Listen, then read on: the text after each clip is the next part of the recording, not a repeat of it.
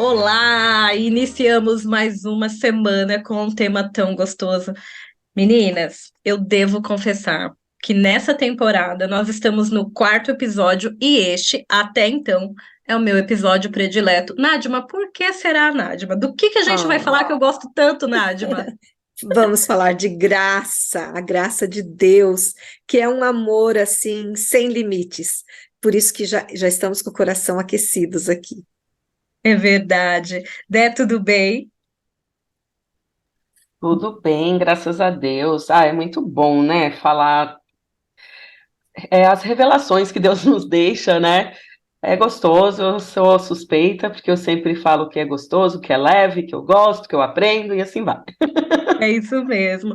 Hoje nós vamos falar sobre graça, é isso mesmo. Como Deus nos resgata. É, Nós vamos falar de uma forma mais profunda sobre a história do resgate da humanidade. Nos encontros passados, nós nos dedicamos a estudar sobre o plano da salvação para a humanidade, para todos, fixado em Efésios 1. Nessa semana, nós vamos nos concentrar no plano da salvação individual, com base em Efésios 2.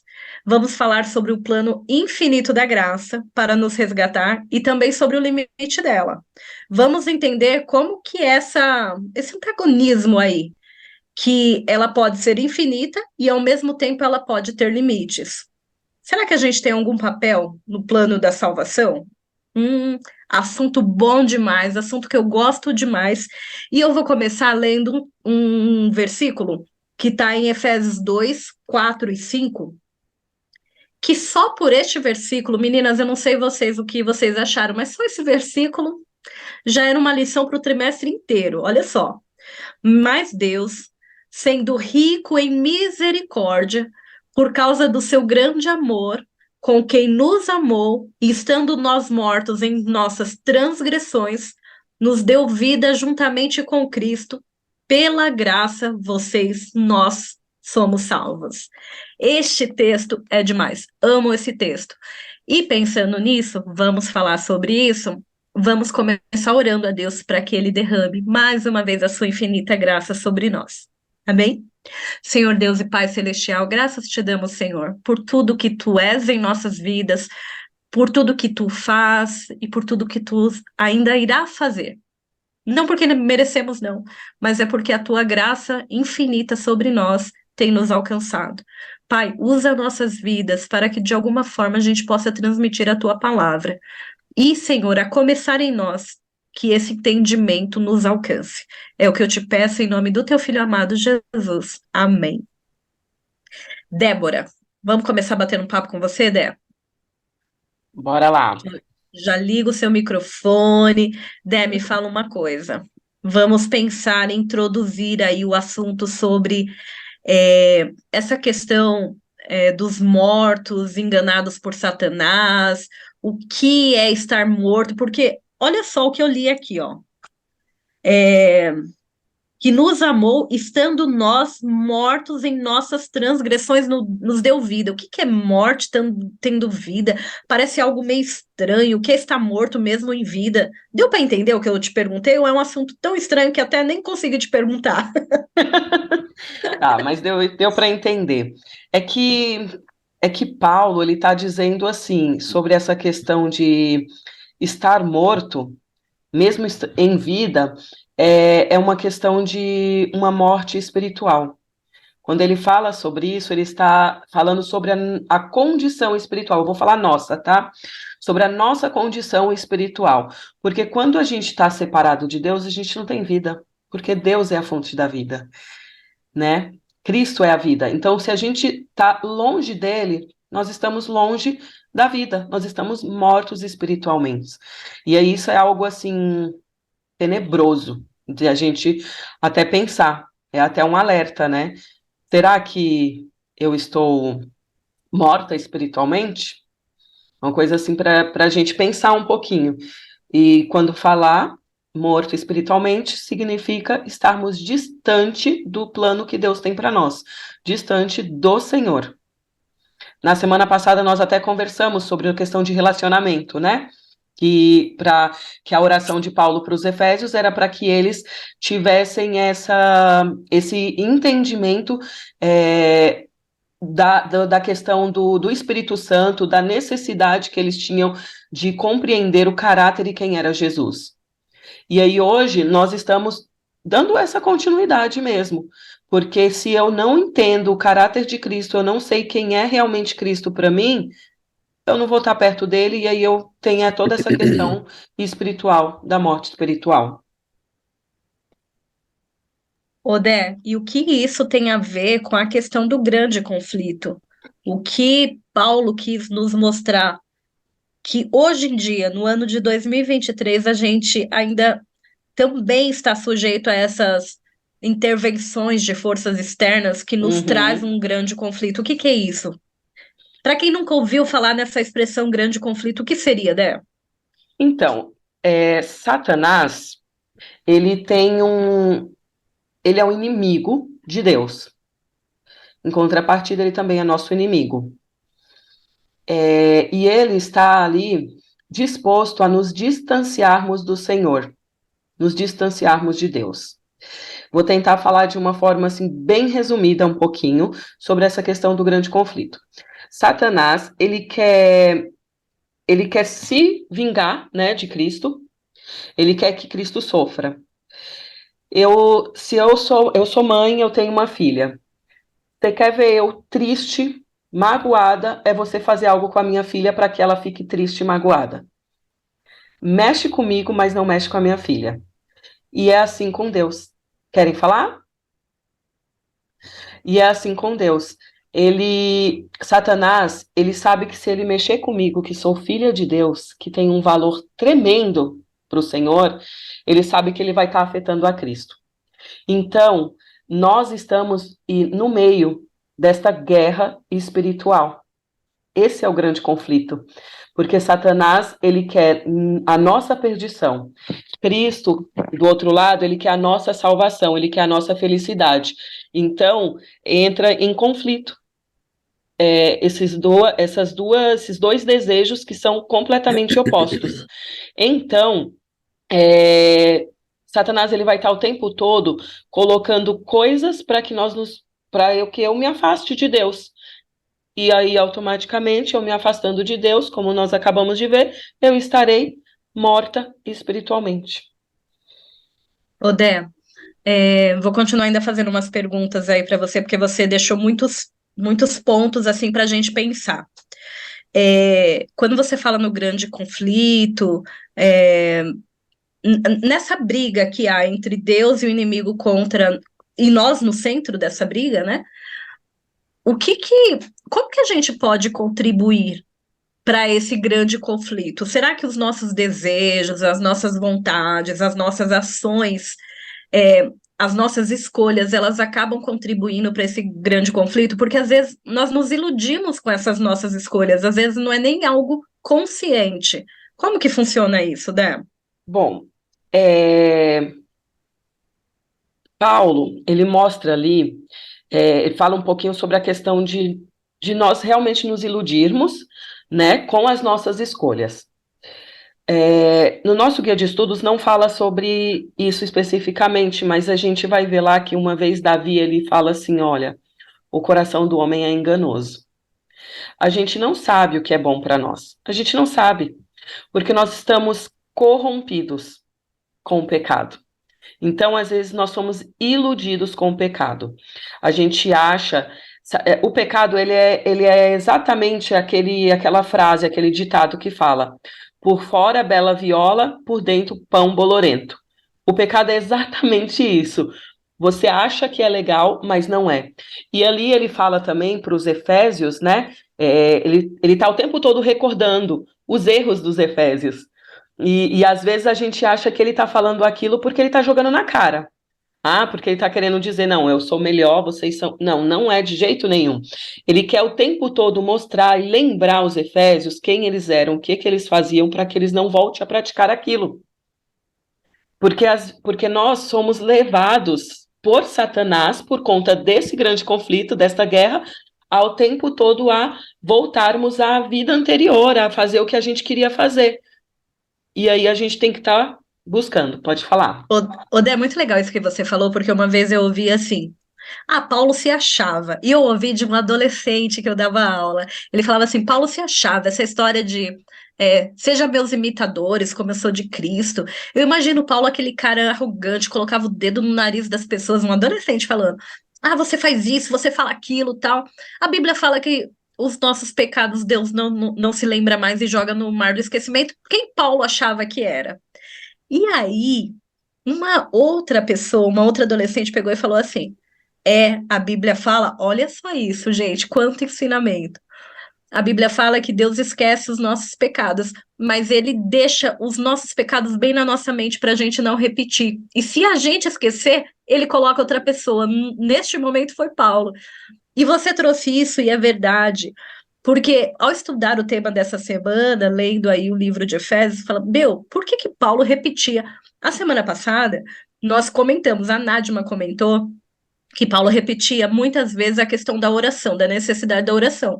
E eu até brinquei, parecia que ele era meio monótono com o ensinamento dele, embora um excelente professor. E agora você vem e fala que ele ficava repetindo o pecado dos outros, mas aí você traz essa forma, que me fez lembrar quando eu dava aula para adolescentes, que Paulo, ele estava ali, mostrando o tempo todo para as pessoas não esquecerem, voltar para o erro, né? Fantástico isso, Dé. Essa questão aí de Paulo, dele falar assim, olha, podem me imitar porque eu imito Cristo, eu já parei para pensar nisso. Eu já tive esse pensamento aí desse adolescente também, meu, que cara se acham, que cara convencido. Mas aí, a gente estudando a história de Paulo, a gente percebe que ele não era assim. Ele chegou a um patamar da vida espiritual dele que ele podia falar isso. É quando ele, se você estuda, você vê que antes ele fala o que eu quero fazer, isso eu não faço, mas o que eu não quero é isso que eu faço. Ele mostrava ali que ele teve um momento exato, ele fala, né, esmurra o meu corpo. Ele falava assim, ele mostra ali que ele tinha problemas. Ele lutava com o pecado também. E aí é Odé, onde. Oi. você falando isso, aí eu anotei algo aqui que eu preciso ler. Gente, quando a gente fala, lembra dessa história de Paulo, e você falou, meu, que cara chão, né? Se achava, tal. Olha só, a Nádia fez assim, né? Tipo, eu me esmurro. Olha o que Paulo falou. Eu escrevi bem grande assim. Que cara humano. Olha só. Consisto com a lei que ela é boa. A lei é santa. E o mandamento santo e justo e bom. Mas, em desespero, acrescentou com o coração amargurado. Olha só. Eu gosto tanto de pensar nisso, meninas, porque Paulo, assim, perante a lei, ele era um cara que ele era irrepreensível. A Bíblia fala, usa essa expressão. Ele seguia a lei, ele tinha princípios elevados, mas ele mesmo se desesperava e em desespero acrescentou com o coração amargurado. Eu sou carnal, vendido à escravidão do pecado. Olha só, Paulo anelava a pureza, a justiça, coisas que por si mesmo ele não tinha força para alcançar. E ele clamou: Desventurado o homem que sou. Quem me livrará do corpo dessa morte? Esse é um clamor que vem de coração atribulado. Olha só isso. Em todas as terras e em todas as épocas, para todos existe apenas uma resposta. Eis o Cordeiro de Deus que tira o pecado do mundo. Gente, eu me emociono em pensar nisso, porque assim, humanamente, socialmente falando, Paulo, acho que as pessoas olhavam para o Paulo e falavam assim: esse é o cara. Eu vou imitar ele porque ele imita Cristo.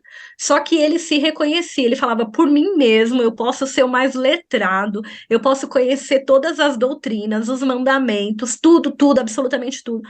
Mas por mim mesmo eu sou a pior das espécies quando eu olho para Cristo. Uau! É, uau, é exatamente isso. Eu não tenho capacidade para lutar contra o maligno.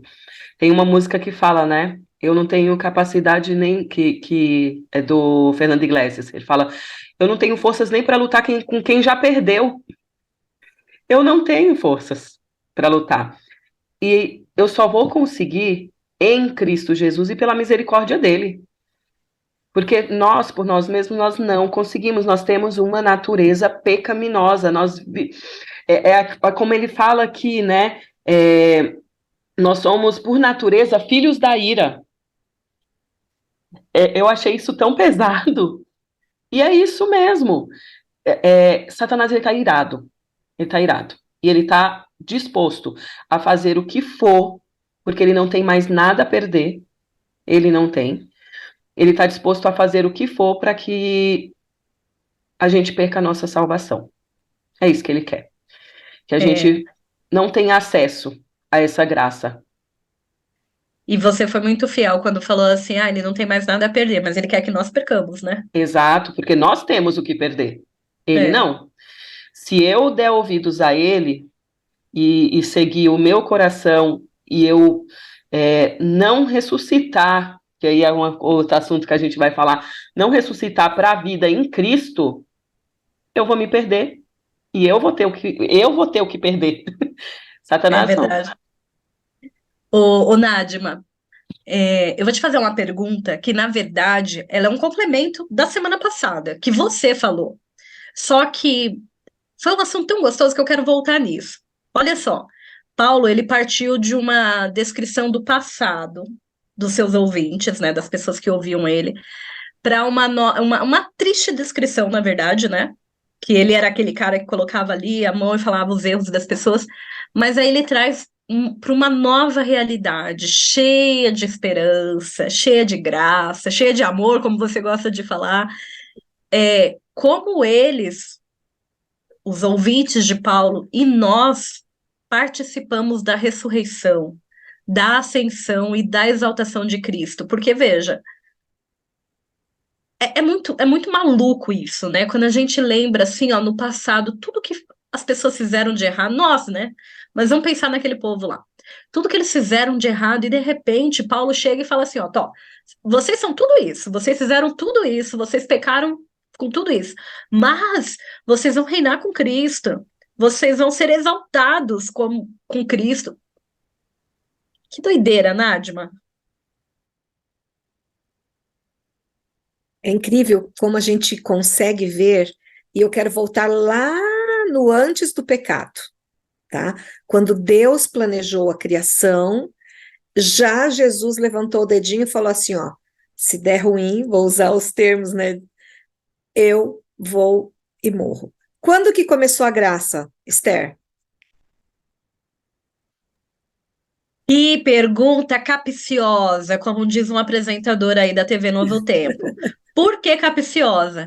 Porque, Nádima, eu já ouvi muita gente falando que a graça começou com a morte e a ressurreição de Cristo.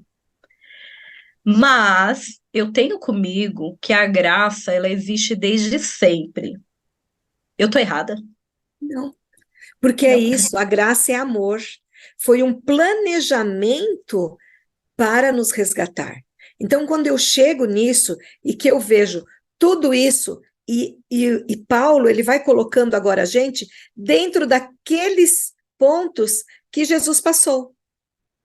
Deus nos deu vida, e a vida está nele, e quando eu grudo nele, eu tenho vida. Jesus ressuscitou, você vai ressuscitar como Cristo, essa é para você. Assim como Jesus subiu ao céu, ascendeu ao céu, e foi recebido com glória, e teve um trono, tcharam, você vai ter isso também. Então, era incrível, eu fico imaginando, assim, o boquiaberto dos Efésios, falando assim, ah, não tinha pensado nisso, como? Então, através do poder de Deus, eu posso receber a mesma dádiva. Tudo que foi dado para Jesus, ele reflete para nós. Essa ressurreição, a ida para o céu, todo esse trabalho, isso é tão maravilhoso. E eu acho muito interessante que Cristo, ele obteve vitória. E esse é um ponto fundamental, para dizer para a gente que a gente também pode ter vitória. E a vitória está nele, em Cristo Jesus. Parece que a gente também está repetindo, mas não é isso, é para clarear nossa mente. E é assim, ó, o resumo, né? temos que colar em Jesus, buscar Jesus em oração, em estudo, isso aqui, para compreender a natureza desse amor e dessa graça. Porque se eu não entendo, eu rejeito, eu não valorizo, eu não aplico na minha vida, sabe? E eu preciso disso para ter vida plena, para ter vida eterna. Então, hoje, eu desfruto de graça. E vou desfrutar da graça pela eternidade. Então, Pera. a graça, viu, não acaba. Pode falar, Esther. Não, agora você fez um nó na minha cabeça. Porque assim, imagina a cabeça de alguém que esteja assistindo a gente, que pensa, que acredita que a graça ela aconteceu depois de Jesus, aí você vem e fala: "Não, a graça existe desde o começo". OK. Tá, para mim isso é tranquilo, beleza, OK. Mas imagino que para quem não acredita muito deu um nó. Agora, e aquela frase famosa que a porta da graça vai se fechar? Como que é isso? Não tem um limite para a graça? Não é para a graça, mas é para aqueles que aceitam a graça ou quem não aceita a graça. Entendeu? Quando se fecha, porque o fechar a porta quer dizer assim, quando você não aceita, eu que fecho a porta e não permito que a graça invada o meu coração. Tanto que Efésios, você já banhou alguma coisa? Tipo, colocou uma toalha dentro de uma bacia, ela ficou encharcada. Efésios está mostrando que a Bíblia está encharcada de Jesus. E quando eu aceito esse Jesus, ele encharca a minha vida. E eu vivo diferente. Agora, a porta vai se fechar e eu vou fechar fazendo isso quando eu não me encharco de Jesus. Quando eu não permito que essa graça transforme a minha vida. Aí eu estou dando uma barreira. Então, esse é o limite. Eu estou dando o limite. Não é que a graça de Deus vai acabar. A porta vai fechar porque o plano de Deus é de salvação para quem quer. Isso se chama livre-arbítrio. E a gente já falou disso aqui, né? Ele fala assim, quer ou não quer? Aceita ou não aceita? E quando eu aceito, pá, encerra-se e a graça, ela vai ter porta aberta para mim. Mas quando eu não aceito, fechou. E vai ter um julgamento final, a gente já estudou também sobre isso, e daí aqueles que não aceitaram a Jesus não tem como. Por isso que tem essa expressão, a porta que se fecha. Encerrou para ele, né? É. Estudando esse tema que eu amo tanto esta semana, eu coloquei aqui uma observação, que o plano da graça é um plano eterno. No passado, em Cristo fomos redimidos.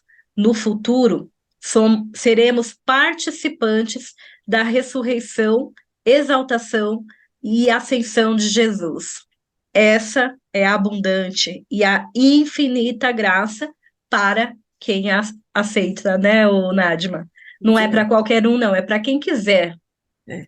Quando eu falo não é para qualquer um, não é porque é difícil, não. É só o aceite. Nós falamos, acho que no segundo episódio dessa temporada, sobre a questão da herança, que a herança precisa ter um aceite. A graça é a herança de Cristo para nós, e ela também precisa ter um aceite, né? Que lindo isso, Nádia. Ô, Nádia, vamos, me tira uma dúvida. Paulo, em seus ensinamentos, ele deu ênfase sobre alguns pontos que, para ele, eram pontos essenciais para o crescimento e a maturidade do cristão. Que pontos eram esses, Nadma? Posso Então, falar o um? ponto básico, pode falar. Quer falar um, Dé? Fala. Quero. Que eu gostei muito. Foi Fica à quando Paulo vontade. ele enfatizou a importância de nós compreendermos a identidade de Cristo. A Nátima, eu amei a ilustração dela da toalha encharcada. Nossa, a Nátima sempre boa em trazer essas ilustrações, né? É exatamente isso. Eu estava tentando pensar em algo que ilustrasse e ela falou perfeito. Paulo ele fala que é extremamente importante a gente compreender quem é Cristo, e a importância da nossa fé em Jesus, porque nós somos salvos pela graça de Deus, e aí nós nos tornamos filhos de Deus, participantes da família de Deus. Mas, aí um mais aí, né? Somos salvos pela graça. Por quê? Não tem nada que eu faça ou não faça que vai me salvar. É Deus que me salva. Porém, quando eu tenho uma fé em Jesus e eu acredito nele, eu obedeço, porque eu sei quem ele é e o que ele tem para mim. Na semana passada, a gente falou sobre oração. A gente falou sobre a questão da oração. E aí nós demos até uns exemplos assim de orações que Deus nos respondeu, né? Vocês falaram. Às vezes, Deus ele nos dá, nos responde as orações, não é como a gente quer. Isso, eu acho uma excelente demonstração da graça de Deus. Porque eu não sei o que é bom para mim. Porque o meu coração é enganoso, como a gente já acabou de estudar. Então, Deus sabe o que é melhor. Então, quando eu compreendo o caráter de Deus, quando eu compreendo quem Ele é, eu tenho um relacionamento mais íntimo com Ele, faço parte dele e sou salva pela graça. E aí, por eu estar salva pela graça, em contrapartida, eu quero guardar os seus mandamentos, fazer a sua vontade e deixar de fazer as coisas erradas que eu fazia. Acho que eu fui clara. Nadima quer falar alguma coisa? O Ladé Não, está concluiu. completo tudo. Tá completo. Meninas, agora vamos bater um papo nós três aí. Podem deixar os microfones abertos aí, as três vamos falar juntas. Bem papo de menina. Um tema muito gostoso sobre a questão da graça, que eu pelo menos acho, é essa questão da graça com a obra, com as obras. Porque o que acontece? Há um grupo de pessoas que acreditam que a graça, por si só, basta. Nós acreditamos nisso, mas nós temos um mas aí no meio. Tem cristãos que acredita que não precisa fazer nada, mais nada, absolutamente nada, porque a graça, ela alcança a todos. E alcança em tudo, não só a todos, mas em tudo. Então, assim, nada do que eu faça vai me tirar, vai me tirar a graça de Cristo, vai me tirar a salvação. Então, eu nem preciso seguir muitos mandamentos, porque Jesus aboliu os mandamentos, a graça é o suficiente, ponto final. Esse é um extremo. O outro extremo é acreditar que a graça ela precisa de um complemento. Meninas, é algo tão, a linha é tão tênue, mas tão tênue, que parece que a gente se perde nela. A graça, ela por ela si só basta, a gente não precisa fazer mais nada, nem seguir os mandamentos de Cristo, nem nada, porque a graça basta. Ou a gente precisa ainda das obras. E se a gente precisa de algum tipo de obra, não corre o risco da gente achar que nós entramos com uma ajuda aí, sendo acessória a Cristo. Nádia Dé, quem quer conversar sobre isso? É incrível o que eu penso é assim, ó, por exemplo, quando que eu coloco a obra para competir, no caso, com a salvação pela graça, tá? Quando eu me acho.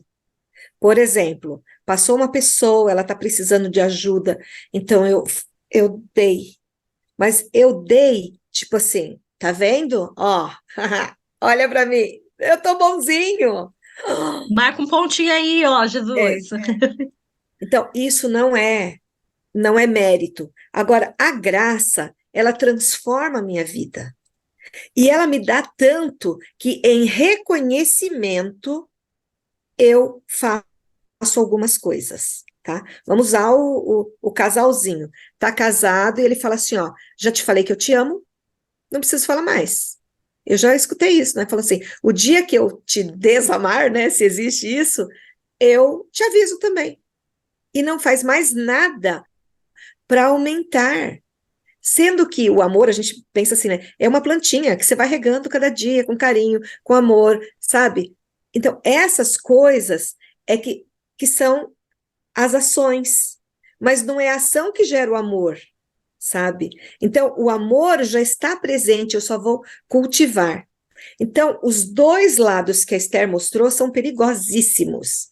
Quando eu me apoio na graça e falo assim, não importa, né? Eu nasci assim, cresci assim, vou morrer assim, e a graça está aqui sobre mim, e eu vou ser salvo. Então, a pessoa, ela não está se esforçando, vamos dizer, para agradar o outro lado que lhe deu o presente, que é a graça. Ela não está se esforçando para viver, sabe, em conformidade com o que ele pediu. Por outro lado, a outra pessoinha, ela tá assim, nossa, a lei fala isso, então ela começa a tornar a lei rígida. E ela faz sofrendo, eu tenho que caminhar até não sei que lugar, eu tenho que carregar tal peso, eu tenho que sofrer, porque senão... Não é isso que Deus pede. Deus simplesmente fala assim, a graça basta. Mas há uma correspondência nesse amor, um olhar, um carinho, um sorriso. É isso que é a gostosura do caminhar juntos. Um exemplo legal também desse caminhar juntos é uma família, que nem você falou, um casal. Do que adianta um amar, um falar, olha, tá aqui, eu quero me casar com você, eu te amo e eu faço tudo por você, e você não faz nada.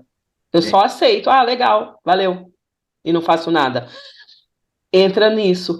Ou eu vou fazer tanto, tanto, tanto que a pessoa que como se aquilo que ela está fazendo, aquelas palavras que ela me falou e as atitudes que ela toma fossem inválidas porque eu preciso fazer algo. E não é. A graça, ela precisa ser aceita. A gente precisa aceitar. A graça, ela não foi de graça. Ela é de graça para nós, mas nós precisamos aceitar para que a gente esteja debaixo da graça. E aí como a Nadman disse, é uma questão de correspondência. Eu estou salva pela graça, eu sou salva pela graça, mas para que eu seja salva pela graça, eu preciso permanecer em graça, na graça, né? Não é assim, fui salvo uma vez e vou ser salvo para sempre. Meninas, é muito bom isso que vocês falaram, mas é muito forte. A questão do aceite que a Dé falou, me fez lembrar de um trecho aqui do nosso guia de estudo que eu quero ler para vocês. Diz assim, ó. Olha que forte isso. Depois que Adão pecou, já não conseguia encontrar a alegria na santidade e procurava esconder-se da presença de Deus. Esta ainda é a condição do coração não renovado. O pecador não consegue ficar feliz na presença de Deus e evita sua companhia, inclusive a companhia dos seres santos.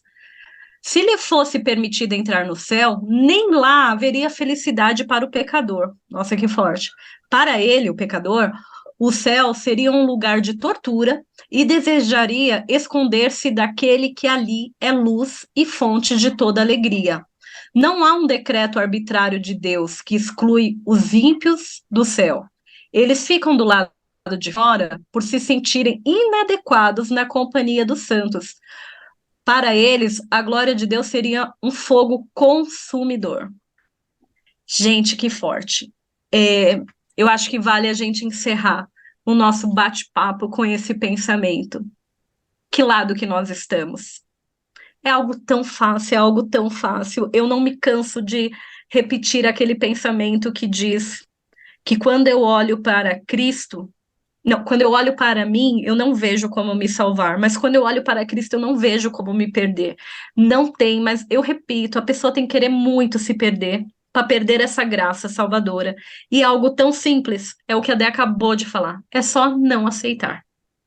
Que possamos, a cada dia, a cada momento, a cada hora, a cada segundo da nossa vida, reconhecer esse Cristo, aceitar essa graça salvadora, para que lá na eternidade nós possamos viver a alegria da salvação.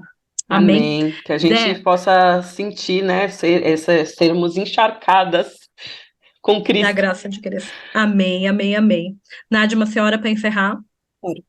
Querido Deus, neste momento nós queremos simbolicamente levantar nossa mão e dizer: aceitamos a tua graça. Queremos estar contigo, queremos viver a eternidade. Estamos olhando para nós e falamos: tem muito defeito ainda, Senhor. Por isso precisamos do teu Santo Espírito para corrigir, para perdoar, para nos orientar. Nos aceite, Pai, assim como estamos. Eu peço por Jesus. Amém. Amém. Amém, amém, amém. Semana que vem estaremos de novo com mais um tema muito gostoso. Um beijo e até mais. Tchau, tchau, meninas. Tchau.